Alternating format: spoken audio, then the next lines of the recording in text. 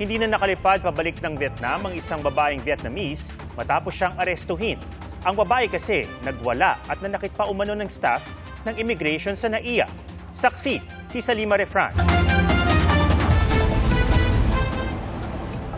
Naglulupasay sa sahig ang babaeng Vietnamese na ito habang nasa immigration departure ng NAIA Terminal 3. Pabalik na sana siya ng Hanoi, Vietnam at kinakausap na ng immigration officer bilang bahagi ng primary inspection. Pero bigla niyang hinatak pabalik ang sarili niyang passport. After primary inspection, hinablot niya at bigla siyang kumaripas ng takbo palabas po ng immigration area despite being processed already and cleared already for departure.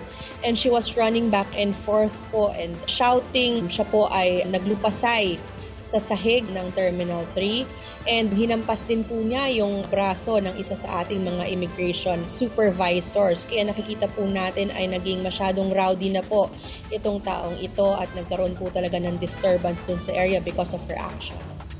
Agad siyang inaresto ng Border Control and Intelligence Group ng BI at ng PNP Aviation Group. Deportation case for undesirability because of her actions doon po sa ating paliparan. It wasn't minor thing na ginawa po niya because she really caused a major disturbance and became a security concern already in the immigration area and the airport in general.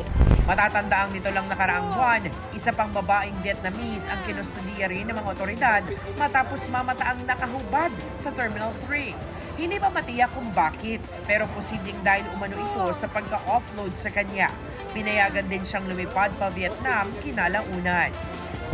Para sa GMA Integrated News, Salima Refran, ang inyong saksi.